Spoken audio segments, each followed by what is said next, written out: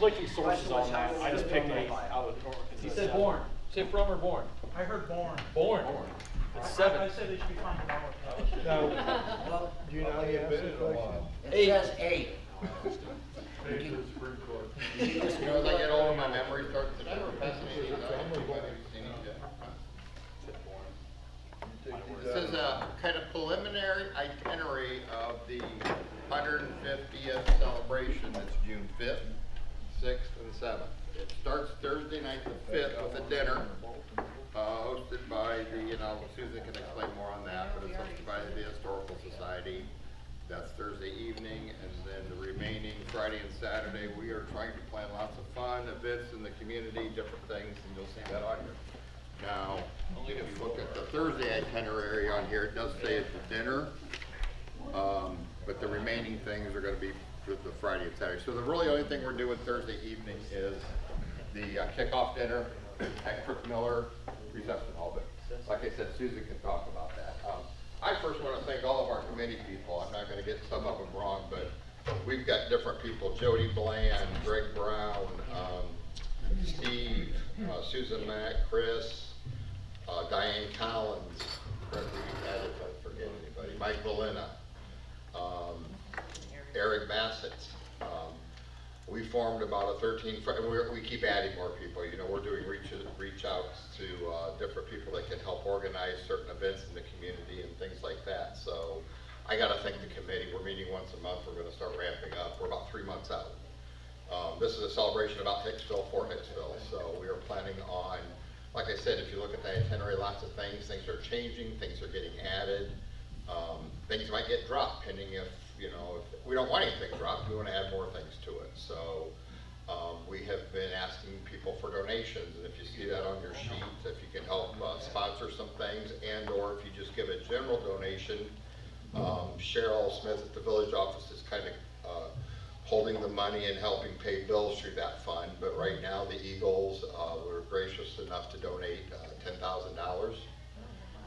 6,600 of that is going towards the fireworks, and that's like the ending event for the festival Saturday evening at dark, and those will be set off at the park. So thank you to the Eagles and Eric Bassett and everybody down there for donating that money, and then the additional money is going to be used for the prizes and the blow-ups and lots of different things. So I'm just kind of with our committee. We're meeting at the Huber once a month right now, and again, with the things and activities going on, I reached out thinking of like a 3-on-3 basketball outing, a volleyball, a softball maybe game. We were thinking with softball, maybe companies could play up with other companies, or different groups want to get together, churches, and just it's a weekend of fun kind of thing and low cost. Diane Collins, she's reaching out to the vendors downtown, food trucks. Again, when I say we want to make this about Hicksville, we want to reach out to the people in Hicksville to have them participate. We want everybody to be in the parade. We want all of our restaurants and our stores to represent their storefronts and be outside and prepare food, sell food, and or just be a part of something in the downtown area. So we're encouraging that. But with the more people you get to your community, we want tens of thousands of people to come and look at Hicksville and see it, of course, and the memories and things of Hicksville, now and in future things that happen. But we definitely are reaching out to the locals first, right? But then we'll bring in some food trucks to help at the park and different areas and things of that nature. So, but they want to be unique food trucks. We got plenty of pizza shops in Hicksville, don't we? Lots of variety, lots to choose from. I think everybody has their favorites, but things of that nature. So again, I want to thank the committee. I want to thank the people that have given. I think the local Hicksville Community Fund, I believe they've given 1,000. So Chris was able to get some grants. You can explain that. Yeah, I'm going to pass it on to Chris, and I think Susan's going to talk a little bit, and then I've been trying to get a hold of Steve, but I'm not getting a response back. Did you have anything you want to add, Steve? Nothing. Good. You're good to go. He's taking off on me. All right, we'll get back with you. Thank you, Steve. We'll charge you. I know you won't forget it. Does anybody have any questions for myself? So, good? So good, understand? Well, like I said, if you want to give, send the money into Cheryl. It's going to go to a good cause. Like I said, we're going to do some memorabilia type of things to commemorate the event. The 150th is the incorporation date of Hicksville. Now, there was Hicksville pre-150 years ago, right? There was a settlement here and things of that nature, but kind of the recognition through what the state or feds of an actual town thing was 150 years ago as of this June. So, and I know there was some other festivals that have been celebrated. So, there is a logo contest going on right now, and Jody Bland is helping with that with the chamber. I don't know, you know the date? Somebody, if they want to draw up something or submit an artistic drawing of the celebration. Oh, it's due it by Friday, I think, was the date? Yeah, this Friday. So is it on the chamber website or Facebook page? Oh, she does for that, okay. Right, so we're encouraging people, if you're artistic and want to present something, you can draw something up or paint or whatever and send that in through that organization. So I will pass it on to Chris, and thank you for your time. And like I said, you reach out to me anytime if you have any questions about the festival. Chris Beaker, everybody.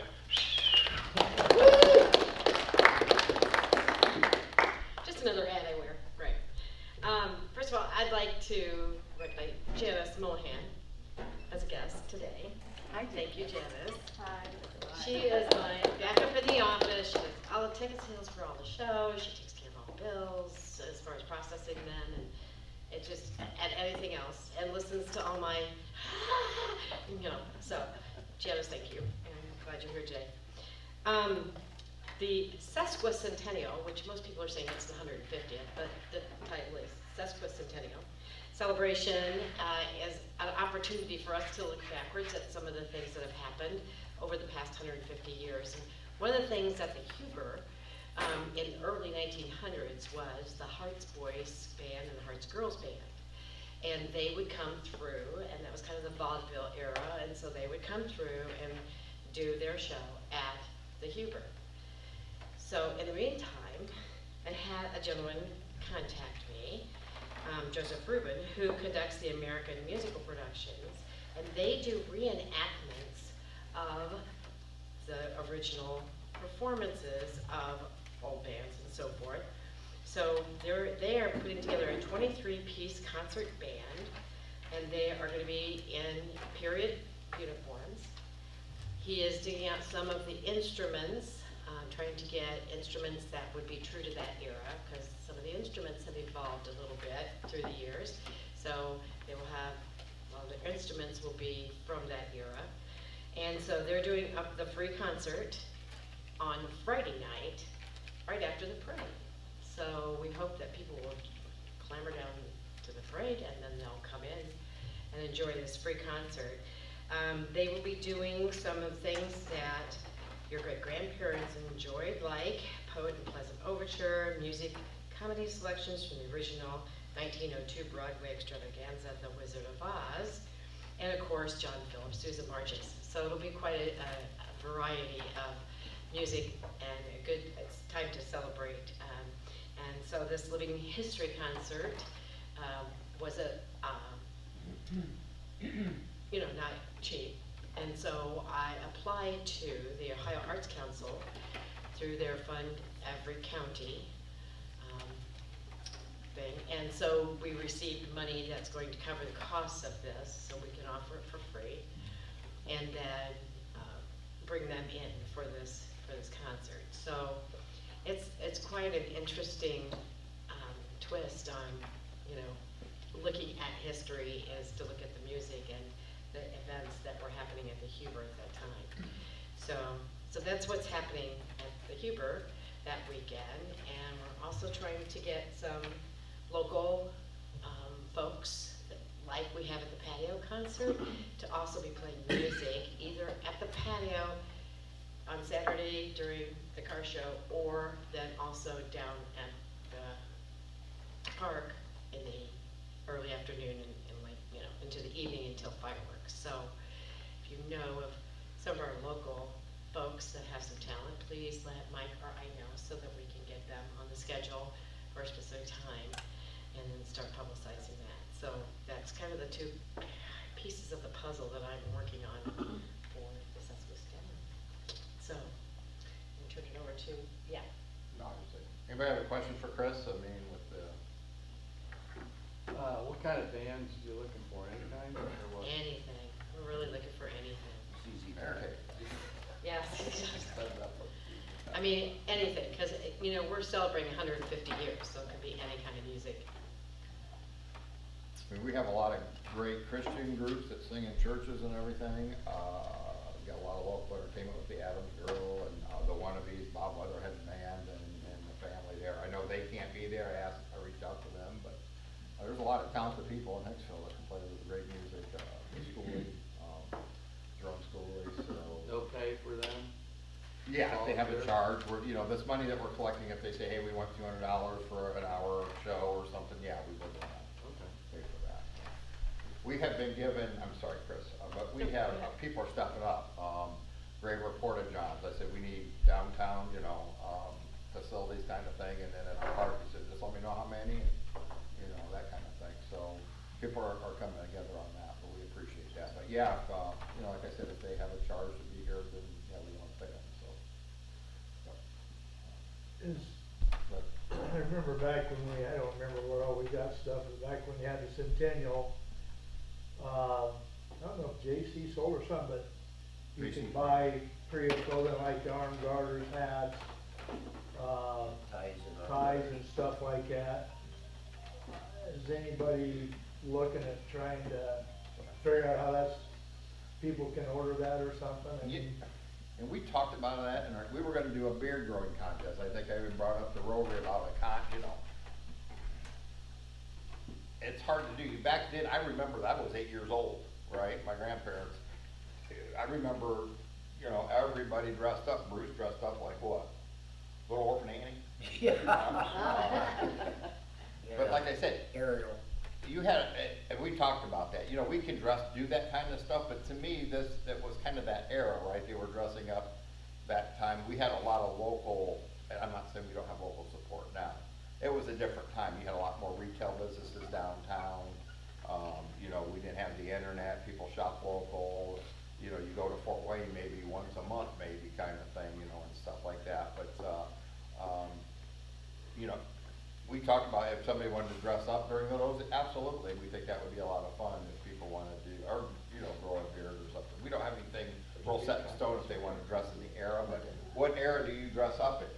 We're celebrating 150 years. You dress up, Well, I was just Right. gonna say, the Huber has this beautiful costume room Yeah. with all different eras. So if you wanna dress up like roaring 20s, or if you wanna, do something that's more like the pioneer era, or whatever, I mean, just contact me and I can get you in boots with the costume people, and you can have a costume to wear and, kind of reenact that era. So we'd love to have people that do that. A lot of people like to do that.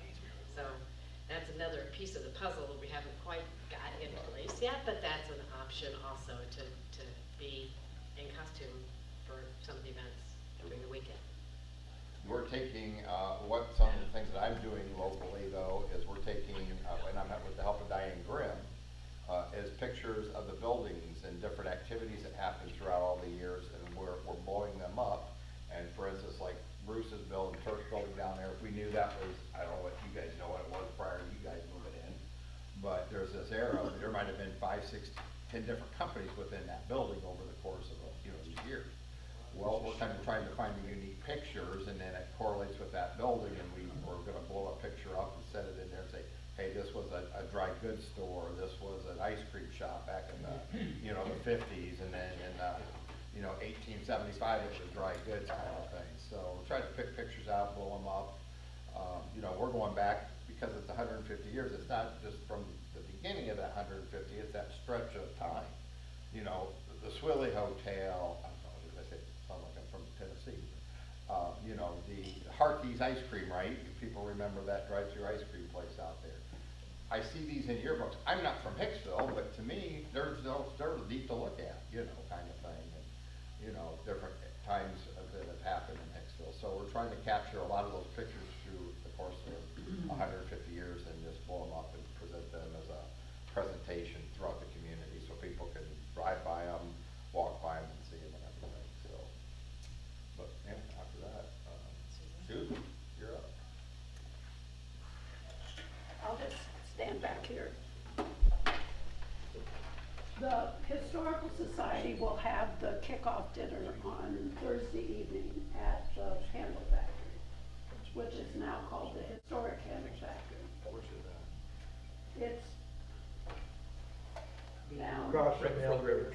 yeah, right before the river. More or less. And it's now a venue for weddings and all different kinds of things. It holds up to over 400 people, I think. So we will have a dinner on Thursday night. It is a fundraiser for the Historical Society because we have St. Paul's Episcopal Church right on the other side of this building, and it's in need of renovation of all its stained glass windows. And that's like a $30,000 project. So we're starting to raise money. We have some of the money for that, and that's the reason that this dinner will be a fundraiser. So tickets will be $50. But in addition to dinner, AP Edgerton, we have a reenactor person who will be at the dinner, and he will be around all weekend to talk. He'll be at different events, talk with people about the history and AP Edgerton's role in starting Hicksville. So we'll have him there. We'll probably have other displays and other talks about even the history of the Handle Factory, which had an important history in town. And I'm hoping that we'll have a display of hospital things because a lot of the things from the hospital were given to the Historical Society, old things from the beginning. And so I think talking about the history of the hospital also will be something that might happen at that dinner. So that's the Thursday night kickoff. And then the Historical Society is working, we have a very small group, but there are other people in town. We're working together to figure out if we'll have tours, historic tours that will go through town and talk about the history. We're just not sure how this is gonna happen, because there also at one time were cemetery tours where there were different people in the cemetery by some of the historic grave sites that would talk about the people that are buried in our cemetery and some of their history. So we're looking at that. We're looking at taking tours through towns. We're looking at having people dress up as certain historical figures and being in different places in town. So we have a little committee that's working on that, and anybody that would be interested in joining us on that committee, we'd love to have. Because we look at this, I mean, there's a lot of fun things that are going to be going on that weekend, but it's also celebrating our history. So I don't know if this is if it's any help at all, if it'd even be worthwhile, but there is, I don't know if you've ever seen it, the mural in the bank vestibule, and it's about, it has a lot of old buildings mentioned. So I don't know if it'd be something that would be worthwhile. right, and that's a good thing to point out, because that's one of the things we talked about, that even we might have like a way that people can walk through town. That's what I'm wondering, so you just keep that in mind, maybe it's something that could be useful. Good. It's an interesting mural, because it tells a lot of, it identifies a lot of old historical buildings by picture. I mean, it's a drawing. Well, that's good. So any suggestions are welcome. Thank you. Thank you.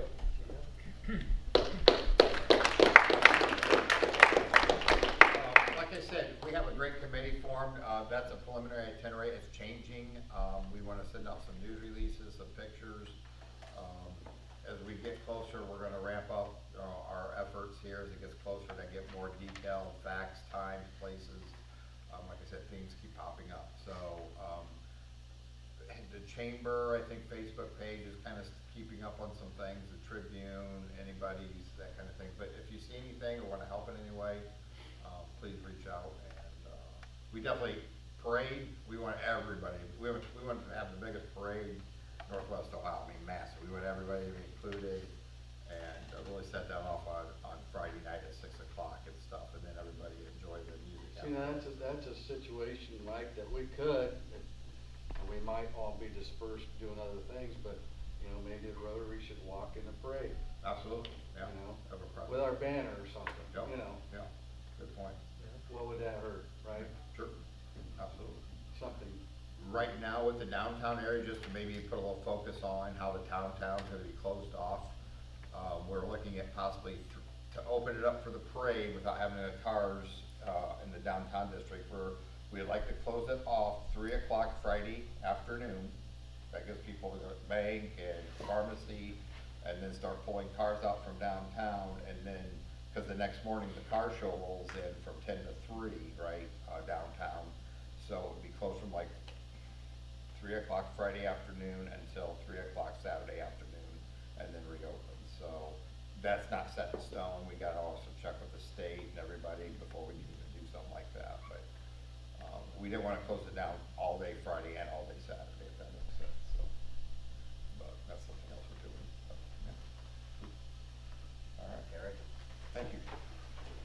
Thank you, Mike. Thank you, ladies, for your help, all of you. There's one other thing that I guess I missed. I got this email that, folks, you probably already know this, that March is Developmental Disabilities Awareness Month. And they want people to wear purple, you know, so there you go. He's already started. Yeah. That's what I thought, yeah, but so he's probably aware of it. At this time, thank you again for the program. If we'd stand up, we'll be dismissed by the Pledge of Allegiance.